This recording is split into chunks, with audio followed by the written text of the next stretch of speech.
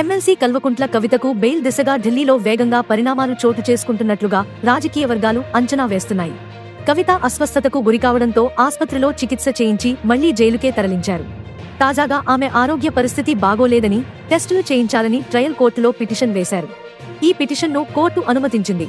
ఎయిమ్స్లో వైద్య పరీక్షలు చేయించి నివేదిక తమకు సమర్పించాలని ఆదేశించింది.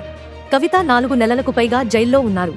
బెయిల్ పిటిషన్ను విచారణలకు వచ్చిన ప్రతిసారి సీబీఐ, ఈడీ కొత్త ఛార్జిషీటు వేయడం లేదా తీవ్రమైన అభియోగాలను మోపడం వంటివి చేస్తున్నాయి. ఫలితంగా బెయిల్ రావడం లేదు. పైగా ఈ కేసులో కింగ్ పిన్గా ఆమెను చూపిస్తున్నాయి. అలాగే ఈ కేసులో అరెస్టు అయిన కేజ్రీవాల్, సిసోడియాలకు ఇంకా బెయిల్ రాలేదు. అప్రూవర్లుగా మారిన వారికి మాత్రం విముక్తి లభించింది. కవితకు అప్రూవర్గా మారే అవకాశం లేదు. ఈ క్రమంలో ఆమె మెడికల్ గ్రౌండ్స్ మీద బెయిల్ తెచ్చుకునే ప్రయత్నాల్లో ఉన్నట్లుగా తెలుస్తోంది. కేజ్రీవాల్కు ఈడీ కేసులో బెయిల్ వచ్చినా సీబీఐ కేసులో రాలేదు. కవిత కూడా ఇప్పుడు బెయిల్ తెచ్చుకోవాలంటే అటు సీబీఐ, ఇటు ఈడీ కేసుల్లోనూ బెయిల్ తెచ్చుకోవాలి. అది ఇప్పుడల్లా అయ్యే పని కాదు.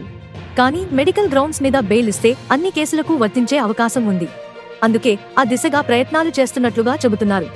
ఎయిమ్స్లో టెస్టుల తర్వాత కవిత మరోసారి మెడికల్ గ్రౌండ్స్ మీద బెయిల్ కావాలని పిటిషన్ పెట్టుకునే అవకాశం ఉందని అంచనా వేయవచ్చు.